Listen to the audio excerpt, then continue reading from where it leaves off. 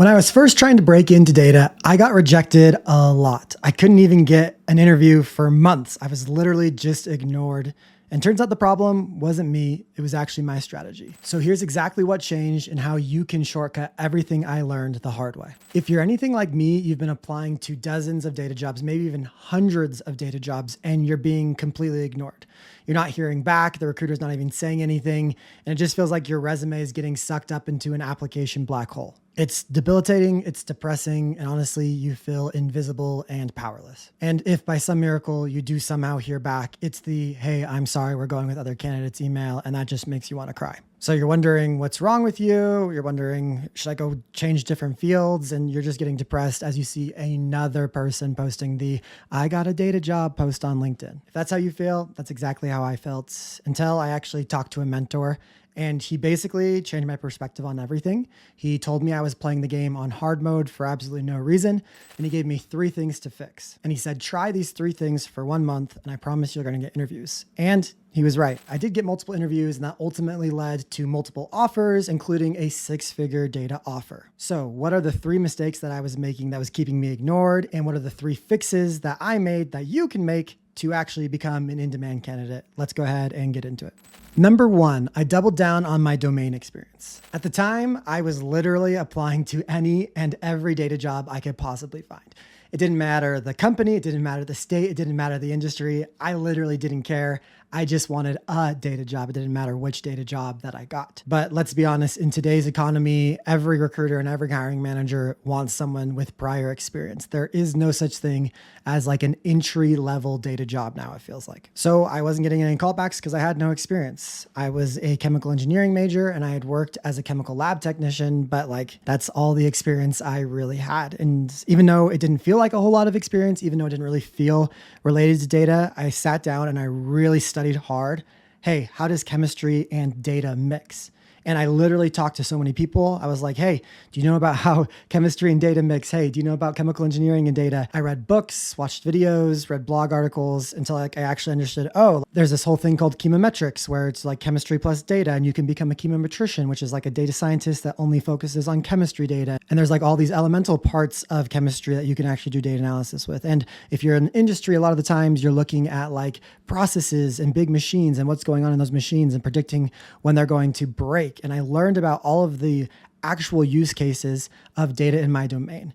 And with that knowledge, I kind of tailored my resume to like include some of those keywords. And then instead of applying to literally every single job that I could possibly find, I only applied to those that had some sort of relevant chemistry type domain inside of it. And that meant I could only apply to maybe a 10th or like the 20th of the jobs that were posted online, maybe even less. But that also meant that I was like a lot better fit than most people applying for those jobs because I actually did have chemistry understanding. I knew what an element was. I knew what an atom was. I knew like what sulfur does and is that a good thing or a bad thing? I actually had domain knowledge that was valuable to these companies. And I was actually recently at dinner with a hiring manager, and I was talking to him about the last person he hired for a data analyst role and how he decided who he ended up hiring. This was like kind of an entry-level role, a little bit more intermediate. And he actually confirmed this exact strategy when he was telling me about it because he was looking to hire someone in the chemistry field, and he kind of narrowed down a bunch of candidates to like maybe 10 and narrowed those down to about 5. And ultimately, in the end, he didn't choose the smartest person. He didn't choose the best data analyst. He chose the person that already knew the domain knowledge. And he actually told me this. He said, I can teach them the data stuff, but teaching them domain stuff takes so much longer and it's so much harder. So that was the turnaround for me is all of a sudden I'm only applying to jobs where I have relevant experience. I actually know what's going on in the industry and the domain. And my resume is tailored for that. And all of a sudden I started to get the emails back. Hey, we'd like to interview you. Hey, we'd like to interview you. Hey, would you be interested in working with us? We'd like to give you an offer. And that literally changed everything. Now this story with the dinner and the hiring manager, I actually shared a couple months ago on my newsletter. And if you want more insider stories just like this in your inbox, then you should join 25,000 other data professionals and sign up for my free newsletter. I send something out every Wednesday that will help you land your next data job. So sign up for free at datacareerjumpstart.com/newsletter, or go to the show notes down below and you'll find a link. Now, I want to put an important caveat here that this isn't always the case. Like I have lots of examples on this podcast, on my YouTube channel of my students who have gone through my bootcamp landing jobs outside of their domain. Like you can break free of your domain. You don't have to stick what you've been doing for the past few years or what you studied in school. It's definitely possible to switch industries. I think it's easier to stay within the industry, but you don't have to. There's actually two more things that you can do that will help you get outside of your industry and your sector. We'll talk about those later in the video. The second mistake I was making is I was using this job strategy called spray and pray. And basically what that means, as I told you earlier, I was literally applying to as many jobs as I possibly could, and it did not matter where, it did not matter when. I was applying for the job.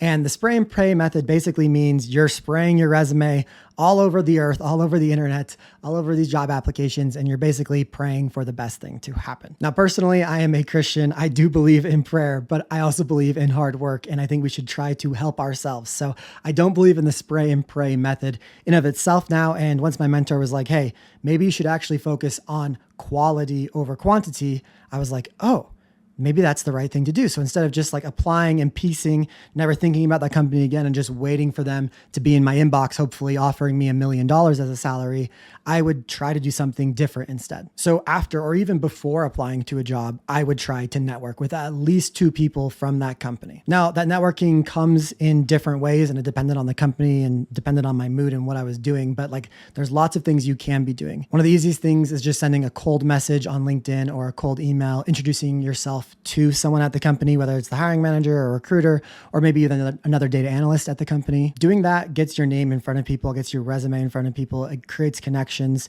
And you don't have to be like, hey, give me a job. Because one of the key things to remember is if you ask for a job, you get advice. But if you ask for advice, you get a job. And so it can be as simple as, hey, do you enjoy working here? We went to the same school. We got the same degree.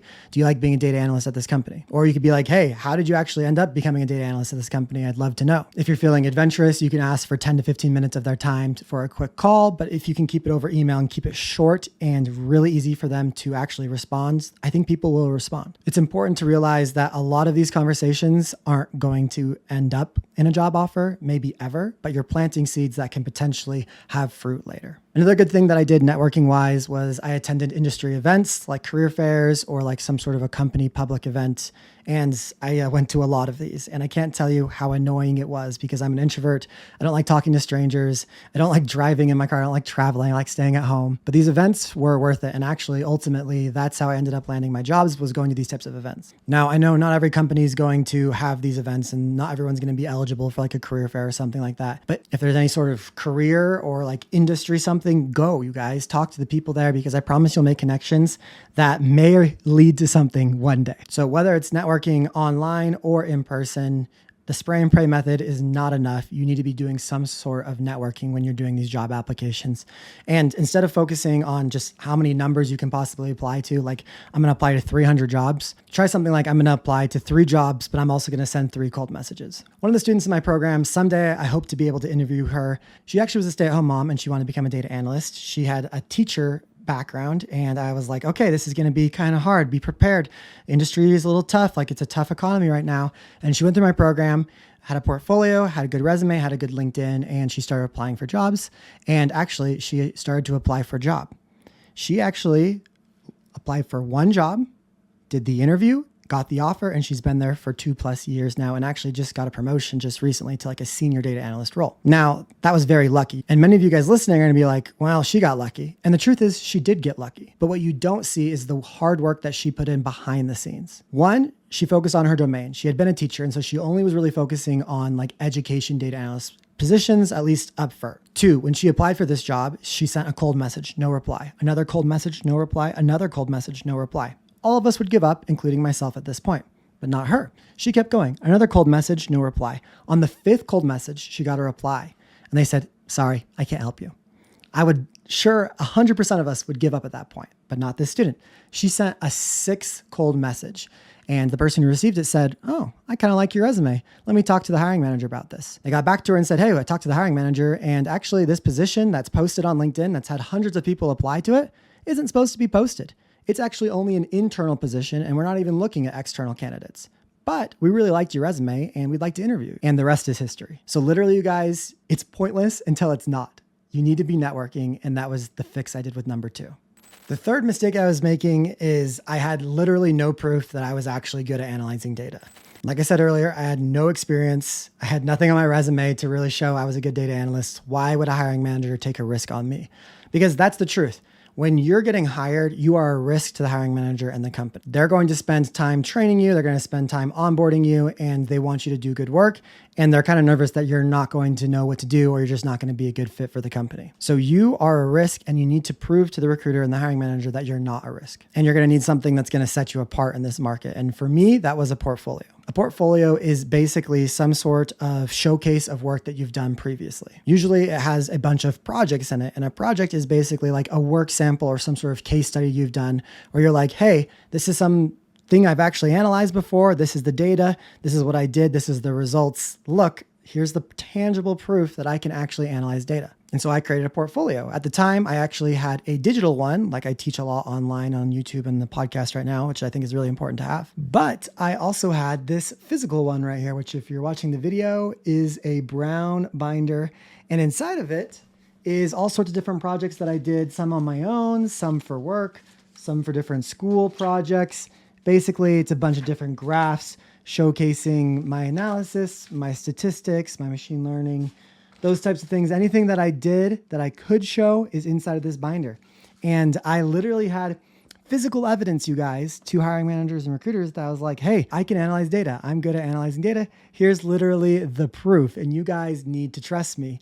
And when I showed them that, I immediately became less of a risk. I became more of a sure bet because they're like, oh, well, yeah, this is some evidence, and the other people didn't provide any evidence. So Avery is a little bit risky. Maybe he will be a good data analyst down the road. And it also made me really memorable because not anyone else was bringing these brown binders to industry events or to interviews, even online interviews. Sometimes I would show them, like I'd hold it up to the camera. I think online portfolios are probably the way to go, but physical portfolios are cool as well. So if you're currently feeling invisible and you're not making any traction in your data journey, number one, double down on your domain.